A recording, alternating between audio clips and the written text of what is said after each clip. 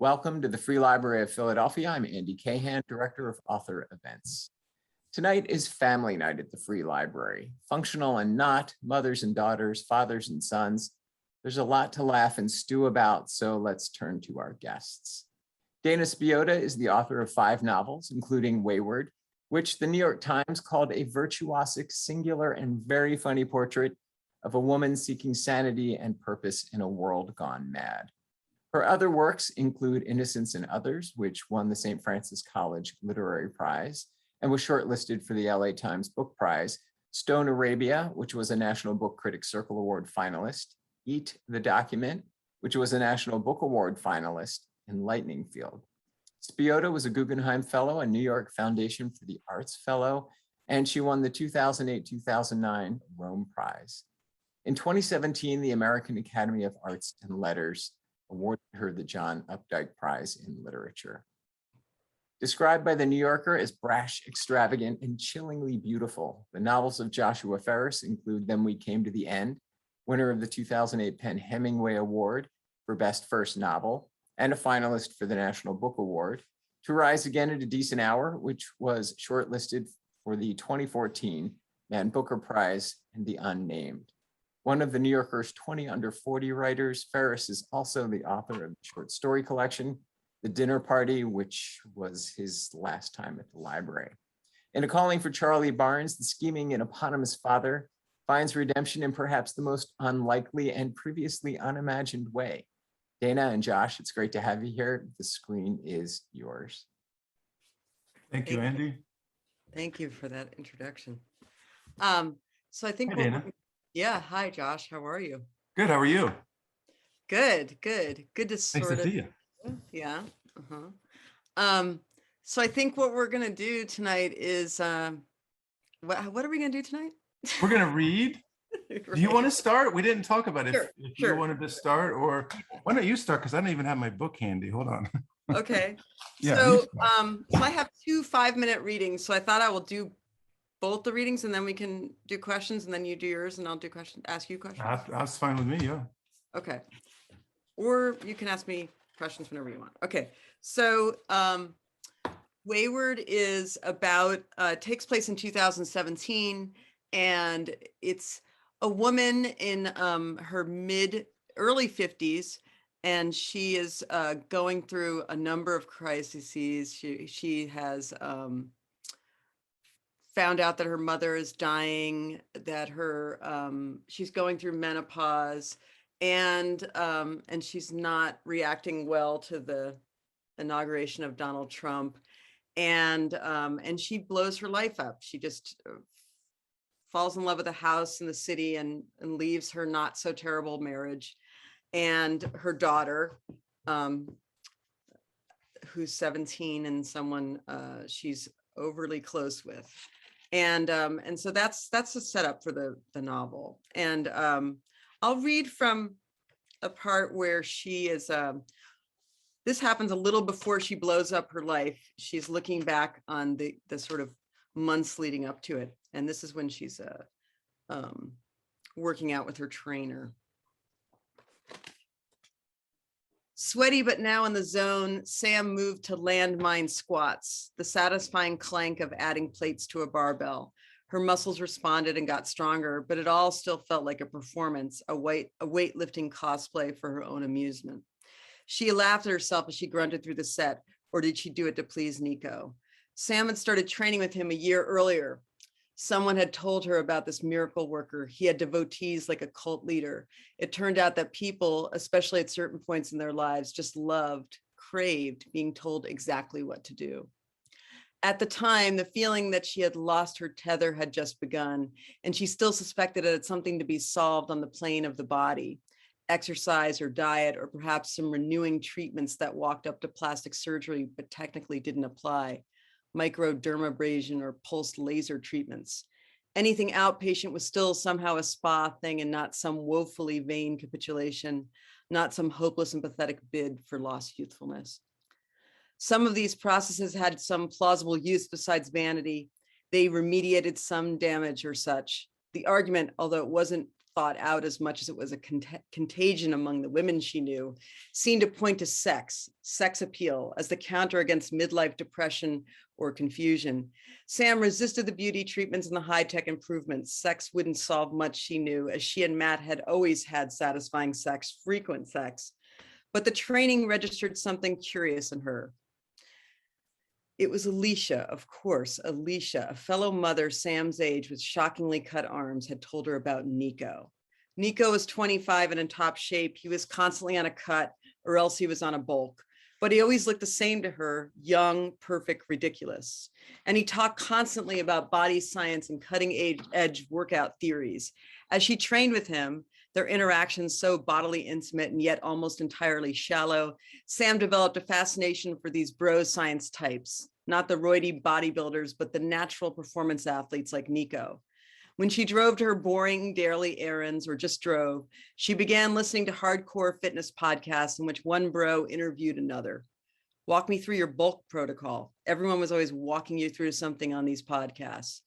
She learned about slow regression, pyramid sets, flipping truck tires, body by science, seal fit, Wim Hof and warrior breathing, sledgehammers, log PT, rope climbs, wall ball throws, the benefits of hyperoxygenating or hypooxygenating, kettlebells, reverse pyramid sets, slow twitch versus fast twitch muscle fibers. Was it possible that inhabiting a human body was this complicated? She asked Nico at one point, more or less joking, but humor was lost on him. It is if you want to reach your highest potential, if you want to make real gains. What did she want?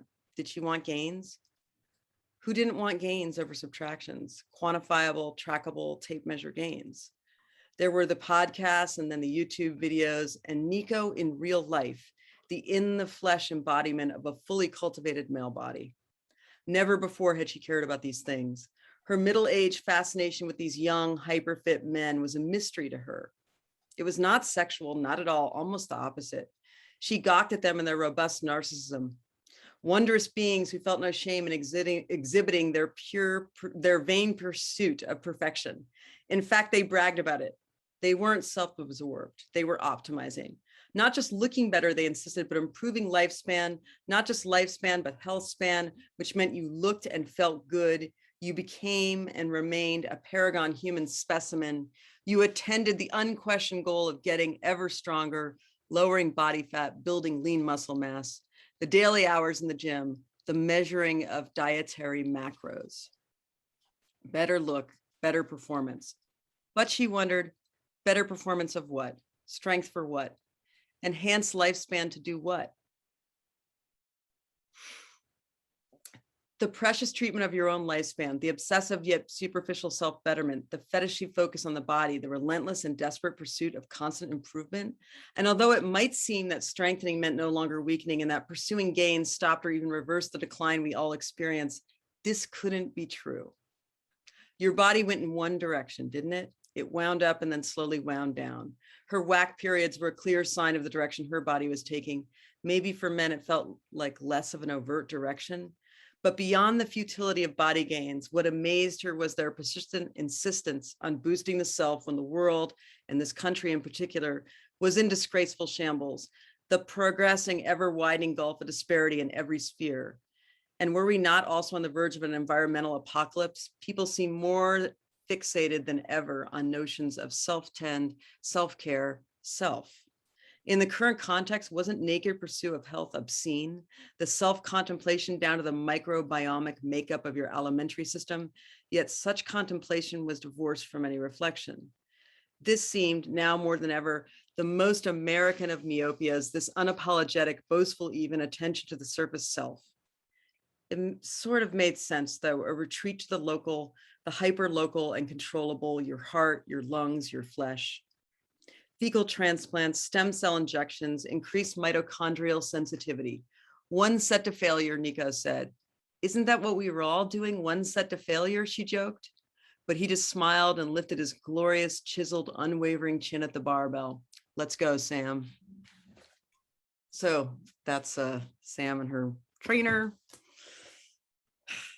And okay, I'm gonna read one other really short piece. So she moves to the city, leaves her daughter, and half the book. A third of the book is narrated from the daughter's point of view, and a third of it is narrative from Sam's point of view. Or I would say maybe 2/3 of it. And then she falls in with this crowd in Syracuse. She lives in Syracuse, and she falls in with this crowd of they call themselves hardcore hags and harrigans, and they're this kind of middle-aged, in-your-face group of people. And one of them, MH, is kind of got, there's something up with her. We don't know quite what it is. She's probably not what she thinks she is, but Sam doesn't know how to read her quite yet. Okay, so this is pretty short. And I should say content warning for bodily fluids in this one. So a week after Sam moved to Highland, MH invited her and Lacey to the Smiley Face, the sad chain stand-up joint at Destiny Mall. Sam's movement in the city seemed to signal some new trust, a closer embrace, even some potential at intimacy with Lacey and MH. Sam was no longer a suburban tourist, but the Smiley Face was not the setting for the sort of rad hangout Sam had imagined. MH had recently taken to going to open mics, to comedy clubs in particular, to test herself in the real world. I hate comedy clubs, hate the people who attend them, MH told her as they found a banquet table in the half-empty club. In a chain comedy club in central New York, this is some middle America shit right here. Sam looked around at the other customers. They did look like frat boys approaching 40. They had that bloaty, doughy look that men get in their 30s if they keep drinking beer the way they did in their 20s. So why do you come here? Sam asked. I come to stand up, MH said. Not funny stand up. I come to make them look at me, to make them see me, even if they boo me. And I come because I'm scared of it and I want to do what frightens me. It's her method, her philosophy, really, Lacey said. It's why she started the Hardcore Hags. Who says I started it? It's a secret group, MH said. Lacey smiled. Yeah, it is. MH turned to Sam. When I turned 50, I was divorced. My son was grown up, and I realized I still had decades to go. It was the oddest thing. Just as the culture began to lose interest in me, just as the world decided I was irrelevant, I began to feel more myself than ever, louder, smarter, stronger. It felt truly adolescent, like I wanted to take drugs and drive fast and shave my head. MH ran her hand through the bristles on her head. I didn't want to be quiet and supportive. I didn't want to be dignified, and I didn't want to take care of anyone for a while. I wanted to be a little selfish, a little eccentric. She looked around the room, and once I hit 60, rather than mellowing, it intensified. I felt wildly unleashed. There's something about not pleasing people that interests me, about provoking people, about failing to meet expectations. It might be the abasement in it. I admit that. There's something revelatory and liberating about being an object of contempt. Sam looked back at Sam and held her gaze for a few seconds longer than Sam felt comfortable with. So Sam nodded and looked at something on the table. MH's blue, heavy-lidded eyes were set off from the glittering silver of her gray hair. Sam snuck a glance at her eyes again when MH wasn't looking back at her. The blue was so deep, it almost looked fake, like contacts, but that seemed unlikely. I like being grotesque, MH said. But MH wasn't grotesque. So, like with so many MH comments, Sam didn't know how to take it. It occurred to Sam that they were the oldest people in the room. Really, the doughy men and their wives, the doughy men with other doughy men, and even a few college-age girls at one table. Yep, the oldest by 10 years or so. And all three of them with short hair and no makeup. They stood out already. Sam ordered a glass of wine, a sugary, thick, revolting Malbec. She sipped and grimaced. What? I think they added sugar to this wine, Sam said. Lacey and MH laughed. Wine, Lacey said, making air quotes with her fingers. You don't come to places like this and eat the food or order wine. It all comes out of a giant vacuum-packed Cisco bag of chicken breasts, including the wine, MH said. MH and Lacey were drinking whiskey on the rocks. Lacey ordered Sam a Maker's Mark, and then they were being quieted for the show. A local comedian warmed them up with jokes that amounted to, kids today, am I right?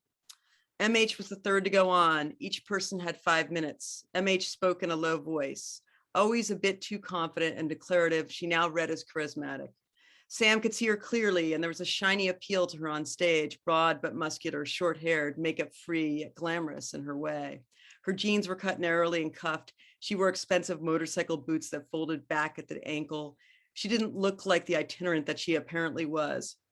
MH began her set with the story of getting her first period at 12. Quote, "The dictionary defines a period as a flow of blood and other material from the lining of the uterus lasting for several days and occurring in sexually mature women who are not pregnant at intervals about 1 lunar month until the onset of menopause."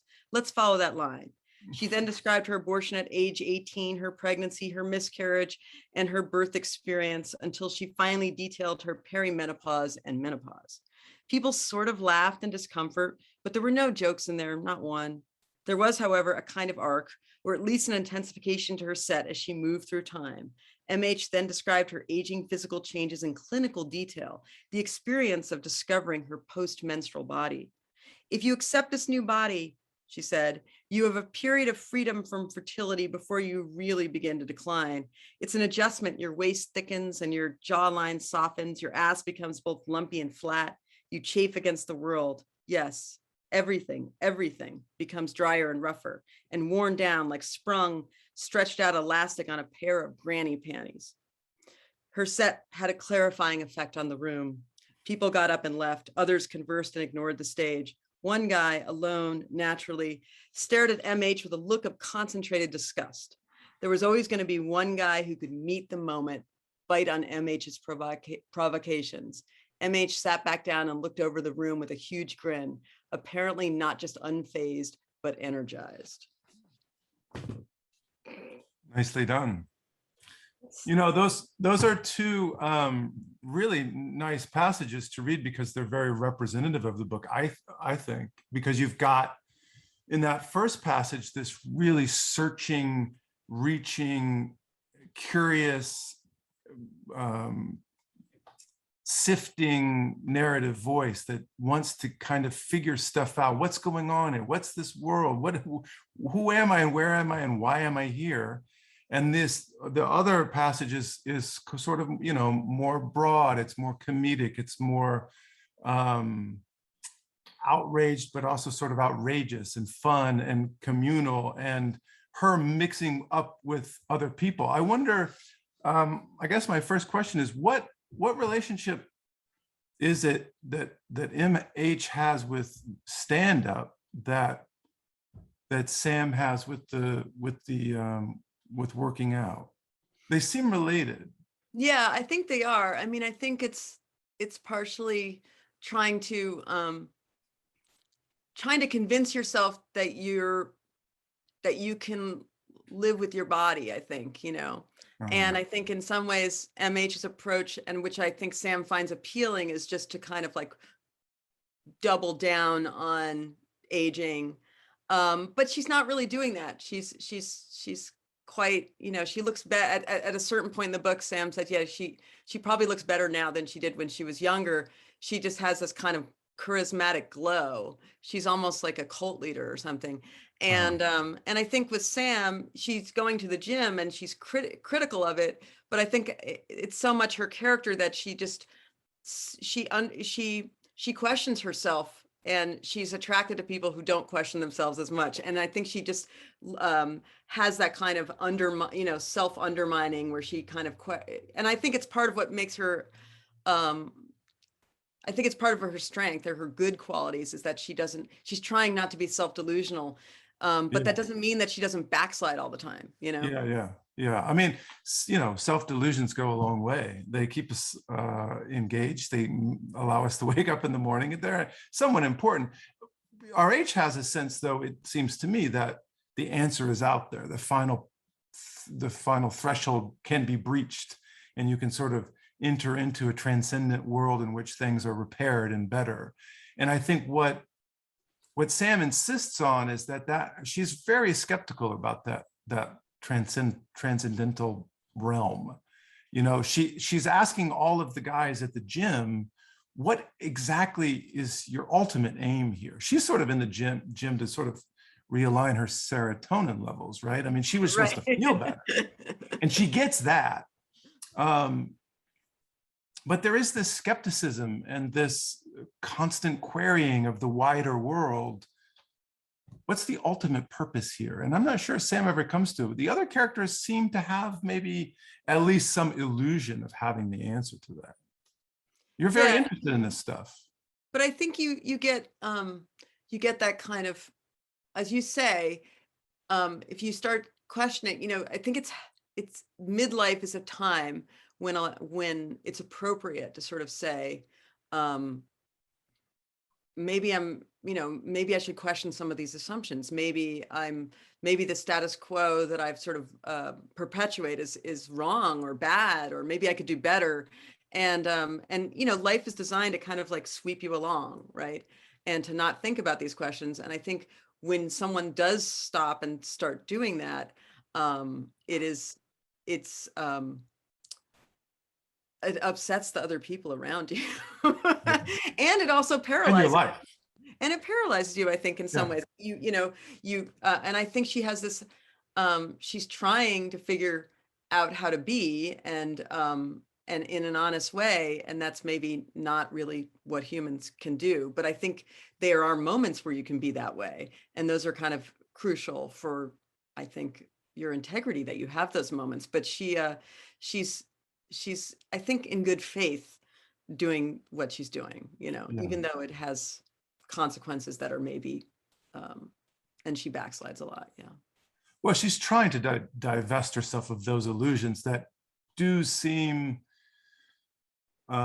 connected to that monumental election. They seem like if things had gone the other way, I don't know that she would have gone out and burned her life to the ground, bought that house, left her husband, hooked up with some of these more subversive online groups and met them in real life, right? I mean, they're connected. Yeah, no, I think it was definitely a big factor. And I think that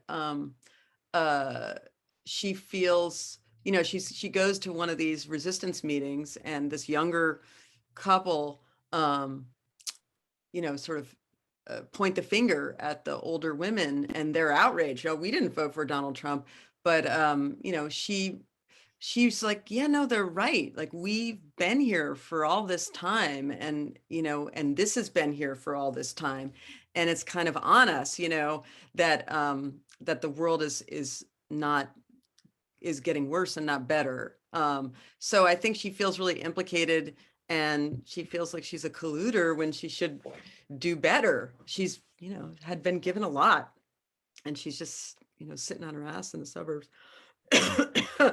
And I think also, but menopause is a big part of it, because I think that it's like a ringing bell, that I think if you don't have menopausal symptoms, and not all people have menopausal symptoms, you have that slow decline, and the menopausal symptoms waking you up in the middle of the night and remind you, yeah, you're going to die. You're like more than halfway through. This is it, And Yeah. I think, and then, the sleep deprivation and the hormones unleash various impulsive behaviors, perhaps. Yeah. These are two pretty devastating blows that she gets back to back, because the political body is decaying, and so is her private personal body, and she doesn't know what to do. And the only real answer to it, and it's really why the book is the book, and why you start us off and give us this character at this moment in time, is because she's just trying, she's blowing it up. She doesn't have any choice but to question it all and burn it all to the ground. And then the story is really about how she will create for herself a life that's sustainable. I think one of the great things about the book is that it's presenting throughout these narrative possibilities, not only for the book itself, like the directions the book might take, but the directions that Sam's life might take to get out of these various avenues of despair. And you embrace some of them, you stress some of them, others you mute. And one of the fascinating things that I find that you mute is that promise of a kind of collective utopia or sisterhood, or something that might have been in a lesser book very soothing, and you don't do that. I wonder the extent to which Sam is looking at these other women and the collectives that they're growing up skeptically. Yeah, I mean, that might have been just a little bit of my own despair. That if that I think, some of the groups that she gets involved in sort of devolve and kind of eat themselves, and she doesn't feel, and people are not, she's disappointed in who people turn out to be, that, like MH. And I was I think it's because, these things come up intuitively. It wasn't conscious that I was thinking that, but then I was also, it kind of tied into the Oneida part of it for me too, which is that there's a kind of, you want to have this idealism and you want to believe in collective alternate possibilities. And I think all my books, I've been thinking about this a lot. And what it's very hard when you've been formed in a dysfunctional system to escape the terms of the system. It's like colonized you. And so then you end up kind of replicating it in another form on a smaller scale. And that sounds so bleak, but there's a part of the book that takes place at this real 19th century perfectionist community. And one of the characters in the book is this, that you hear a lot about as but a compromised women's rights activist from the 19th century. Sam works in her house, her historical house, and she's, problematic. You get to see her as a young idealistic person, and, really escaping the horrors of Victorian society to go live in this other place where you could have communal. And there's a lot of things about that really appeal to me, that you have, no private property, this kind of Bible communism. I mean, you can't argue against it. It's absolutely the better way to be, Yeah. and why should, and what's the vanity of having exclusive romantic relationships? Why isn't everyone everyone's mom? Why isn't everyone everyone's wife? Why do we have these, why are we constantly drawing these lines between each other? But it doesn't work out as that easily, because so I'm trying to figure that out, Josh. I don't know. In the book, of course, they have complex marriage in real life at the Oneida community, and they have this great, women have way more freedom than they do in the rest of the culture. They practice birth control, and sex is, celebrating God and all this stuff. But, you do have this kind of like creepy, I mean, I shouldn't say creepy, but he is creepy. You do have this male patriarchal leader who's the spiritual leader, and therefore the, rules whatever he believes is true. And it's, authoritarian, and it's exploitative, and it's all the other things that ruin that perfection. Yeah, I guess the collective is just always being compromised, and the compromises are sometimes fatal, and it doesn't pan out, and you have to leave the collective. I mean, Sam does not find her solace in the collective, but if you have these darker things, you have something that is a counterpoint to that. And I find it incredibly moving and really warm, and that is that small group. And it's not always abiding. Here you have it tearing, things are tearing at it too, but that small abiding group of the family. I mean, her mother and her daughter. And then in the passage about the gym, the next passage, the next 2 pages, is this wonderfully joyous, emotional, very moving section in which a mother of a Down syndrome woman is bathing her in the gym, and they are enjoying each other's bodies and innocent. Really, it calls her back to her daughter in this very to a more innocent time and a more simple time of being, just a way of being. And it's very beautiful, very moving. And I wonder, I mean, that's where, for Sam, that's where solace is to be found, is it not? In a sort of a small sisterhood. I think that the community that she does feel, that Sam does feel, this kind of idealism is the family. Yeah, I think she feels it with her mother and her daughter, to a certain extent her husband, but her mother and her daughter. And I do think it's the thing that's most meaningful to her. And that does, yeah, that's interesting. But you know what? I think it's time for you to read, Josh. Is it? It's like 8 o'clock. Oh, my. Okay. Let me read. But those were great questions. Thank you. So I am going to read something about Charlie Barnes at the beginning of his life, really. So this would be like it says it right here, 1956. And he was born to poverty, more or less, and born also, I think, with a fairly healthy libido. And so this is his first sort of a time out in the world. And yeah, I think that's enough.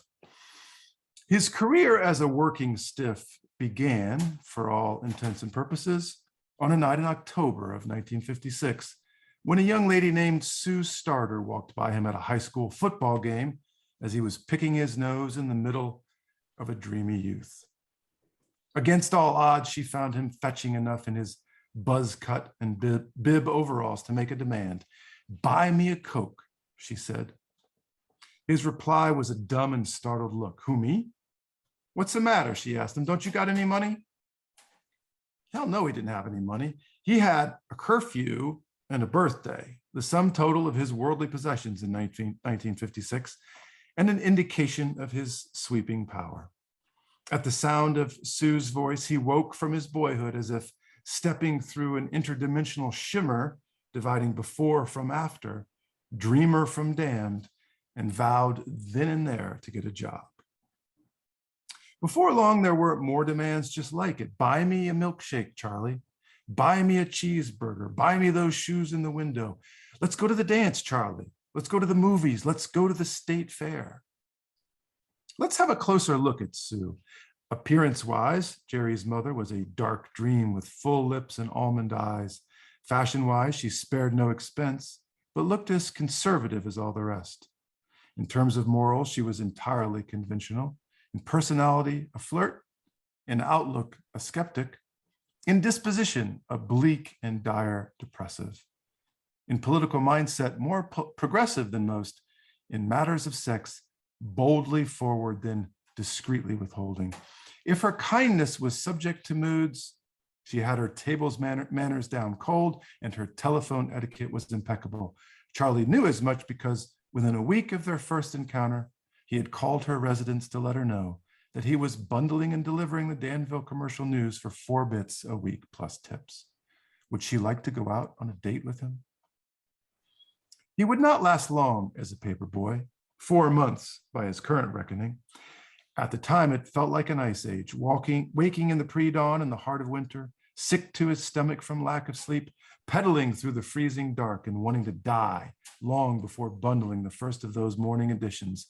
He started looking for a new job almost immediately. By the time he graduated from high school, he'd worked at a poultry farm, a lumber yard, the Lawhoff grain mill on North Avenue, and the refractory plant in Tilton, a 2-mile walk. Never a calling, though, these jobs. Thrilling at first, with the promise of more pay and future potential, they soon grew dull and proved short-lived, premised as they were on a simple exchange. My time for your money. Not even good money, really. 1 cent a bushel, 2 bits an hour, $3 a day. But what amounted to pocket change and gave him a taste of power ended up blinding Charlie for too long. False gold foreclosing on too much. A college education, for example, a law school degree, partnership at a law firm, pictured as a crystal decanter on a mahogany bar cart. Or perhaps some steady climb up the corporate ladder, a place in the academy or in the halls of power. More damnably still, pocket change prevented him from seeking any ticket out of that dead-end town, as he was convinced he wanted what tethered him to Danville, a wife and child at age 19. Happily, he took jobs, quit jobs, got fired, walked into storage closets and meat lockers, forgetting what he came for, his mind always on some more palpable dream. Courtship, adults called it. It was necking to teenagers. Among sophisticates, lovemaking. To young Charlie, it was a barnyard urge, and it would determine entirely the first decade of his adult life. When he looked back on those lost years, he could only shake his head. Other boys managed to overcome it, moving with alacrity out of the barnyard into lecture halls, conference rooms, military bases, you name it, where instead of indulging the urge, you could tease out its marketing power or write treatises on its role in history, making real money in the process. Charlie kilned brick instead, hauled lumber, flipped burgers, made ballast, sluiced cow guts off tile walls, attached castings to chassis at the GM plant, coated fiberglass for T-Pack, sorted jellied candies on a conveyor belt, and drove a truck for Fred Amond out of Hoopston before finally putting on a suit and tie to sell shoes for Mr. Jonert, all in the name of keeping his young wife as happy as fate would allow so that he might continue to get laid. It was never all that happy. He was holding Jerry in his arms before work one morning, pointing out squirrels through the kitchen window, when she told him she hated her life, hated him and the baby too. Jerry wasn't a year old. Then she confessed through tears that she was in love with someone else. Blew his fucking mind. Was anything real? I love Marshall, she kept saying. I don't love you, I love Marshall. Who the fuck was Marshall? Marshall Giacone, who ran the ball for Westville the year they took state. Charlie didn't stand a chance. He was devastated, angry, confused. If the phrase, buy me a Coke, had barged into a boyhood dream, permanently waking him to some greater reality, I'm in love with Marshall inaugurated him into the living nightmare that adult life could be. Deception, shattered dreams, the heavy burdens of parenthood, and Charlie Barnes at 20, still secretly a boy himself. I'm in love with Marshall should have spelled the end of his union with Sue Starter, but it dragged on another 10 years. 10 more years. So then some years transpire, they divorce, he marries a second woman, they divorce, and then he marries a third. Almost immediately, oh, that woman's name is Charlie too, just so you know. Almost immediately, they had a hard time getting by on 2 state salaries. The economy wasn't so great in 1974. There were fuel shortages and sudden price hikes. The house on Vermilion came with a stiff monthly mortgage. It was 50 years old and in need of repair. His Newport kept breaking down, which was a happier fate than the engine fire that put her Pinto out of commission on the corner of Logan and Clay. They survived with only 1 car for the rest of the year until the following April, in fact, when they got a little back in taxes just in time for the roof to cave in. He hated living paycheck to paycheck, hated the chipped tableware they put out for guests, the threadbare towels on the bathroom hooks, the mismatched bed linens, the secondhand furniture, the stains in the carpet in every room.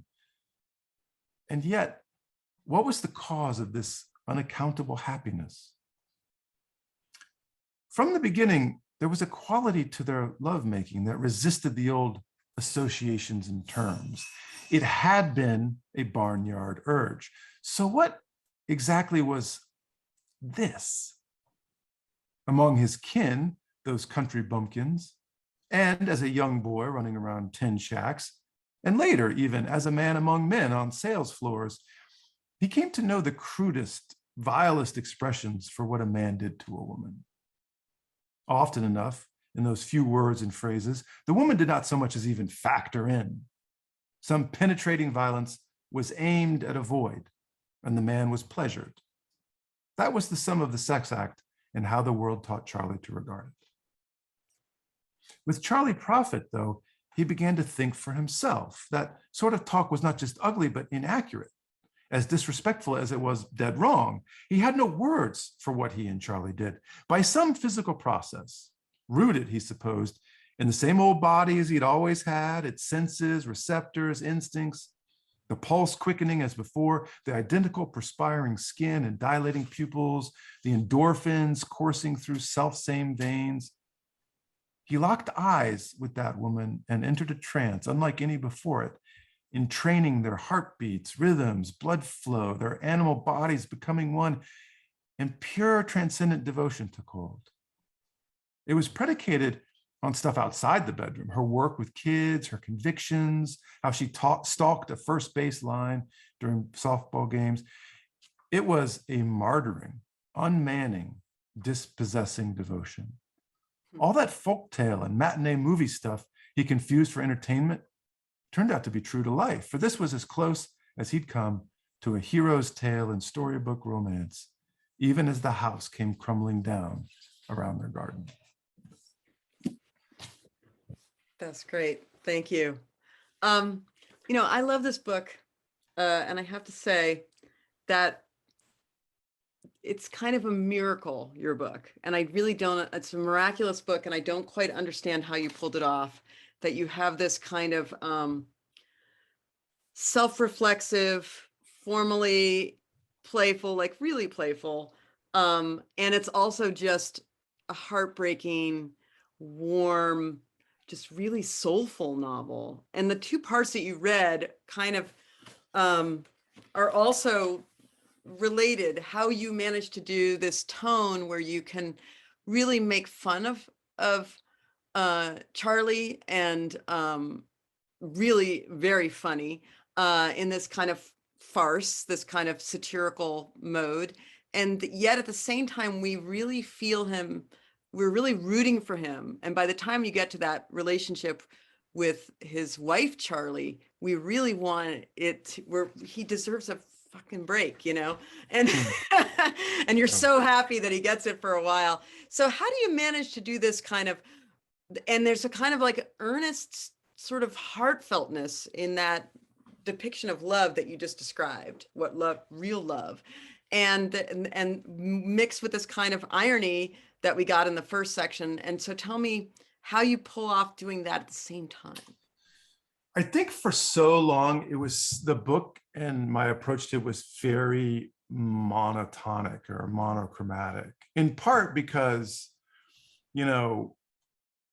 it goes without saying that there's a vast gulf that separates the character of Charlie Barnes from my father. But when I did start the book, I was just writing about my dad, and I was trying to memorialize this guy that was dear to me.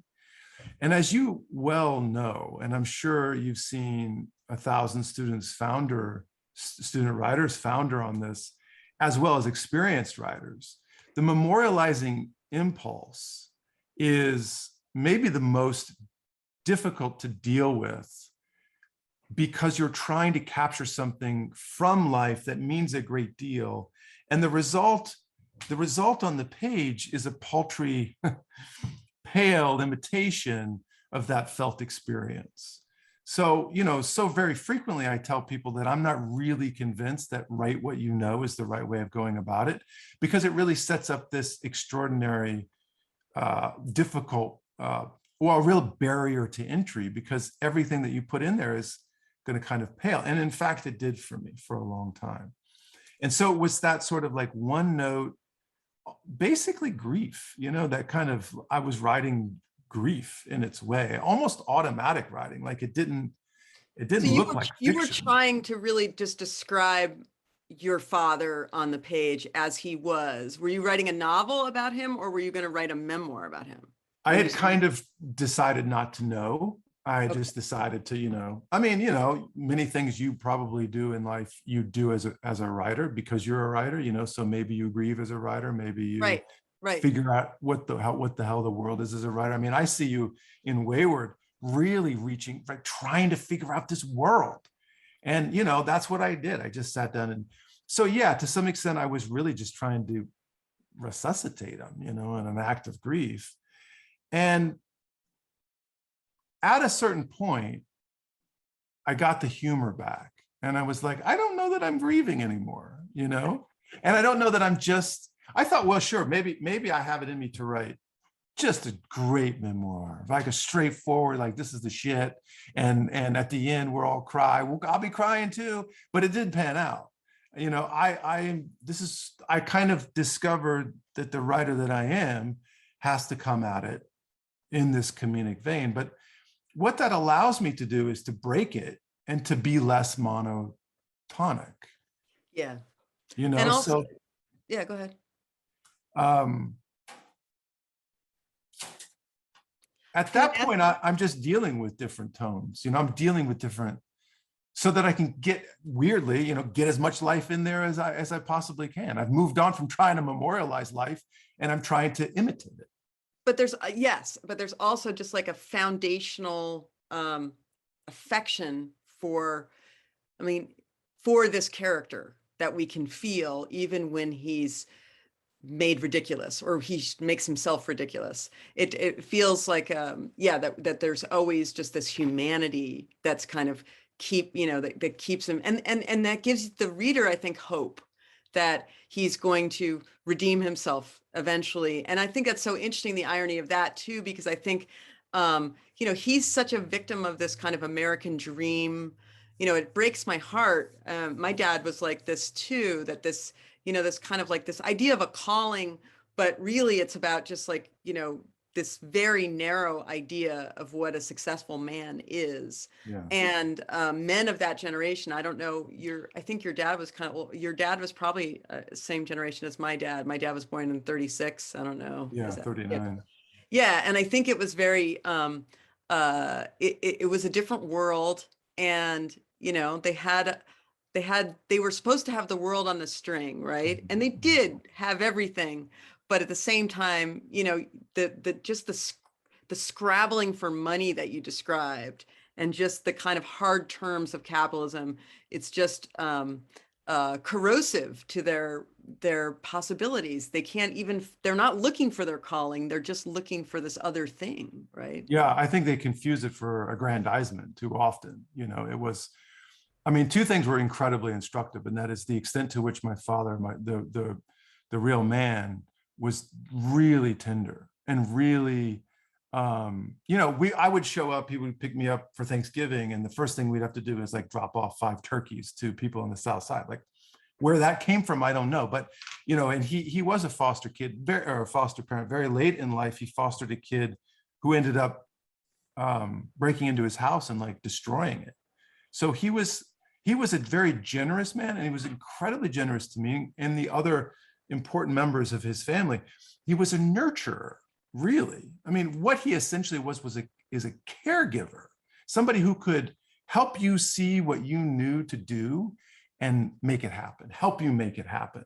And he had a genius for this, but that larger culture refused to permit a man to be such a thing very easily. You had to buck the system. You really had to have a strong character that I don't think he really acquired, the man himself, until much later in life. The other very instructive thing for me was the way in which my mother saw him after the divorce, which was as a kind of farce, frankly. And I start this section off by calling it farce because I think it was easy to look in on men of that generation, and this man in particular, and see only the things that made them jokes and made them less than satisfying men. And it just happens to comport with my idea of the way in which we greet strangers.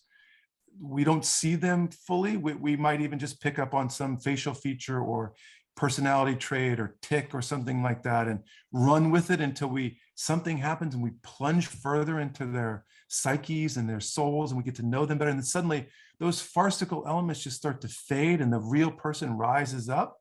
And that's how I see my interactions with other human beings. I have to fight the urge just to categorize them as various farces. I have to fight it. And I think that's what I wanted you to experience here. I wanted you to see this man in full, start with the comedic, start with the broad and the farcical, and then hopefully end with something more substantive. Yeah, because we're always sort of putting people in categories and typing them and making stereotypes and yeah, and cliches of them, and you really avoid that completely. But I want to ask you about this this book. I don't want to give anything away, but it is, I mean, I don't think it's giving away much to say that it has in the middle of the book, it labels itself as it starts out as farce, and there's a little middle section, and then there's fiction, right?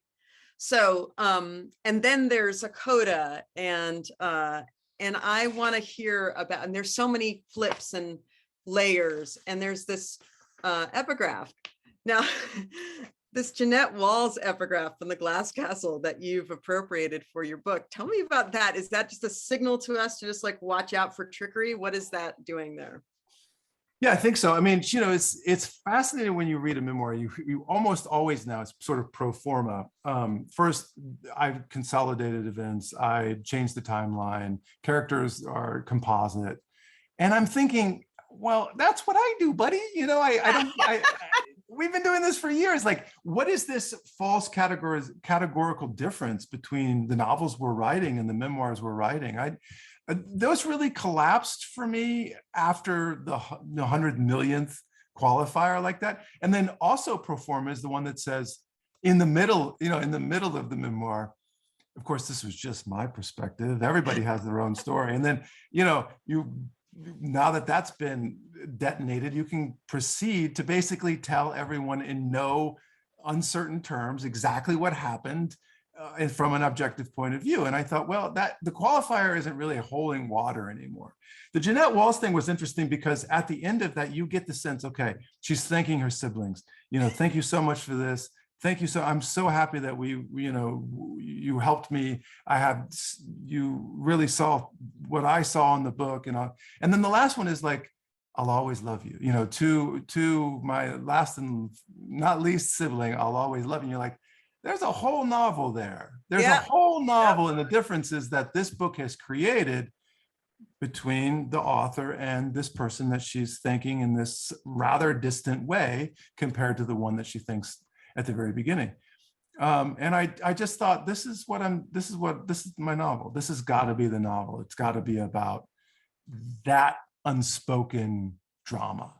Yeah, and in the second half of the novel, when the more metafictional elements kick in and the self-referential stuff really kicks in, you kind of enact this kind of writer's nightmare where all the characters in your book are telling you all the things you got wrong and how offended they are by what you did.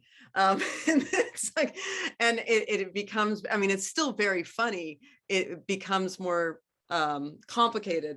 But I was thinking that isn't that impulse to be, I mean, you know, I'm a fiction writer, you're a fiction writer, so we're biased in that direction, but there's something very honest about sort of saying, being self-referential and drawing attention to the artifice, because it is artifice. And if a reader can enjoy it while also remembering that it's artifice, that does feel like I don't know if this is a pure value or anything, a more honest place to exist.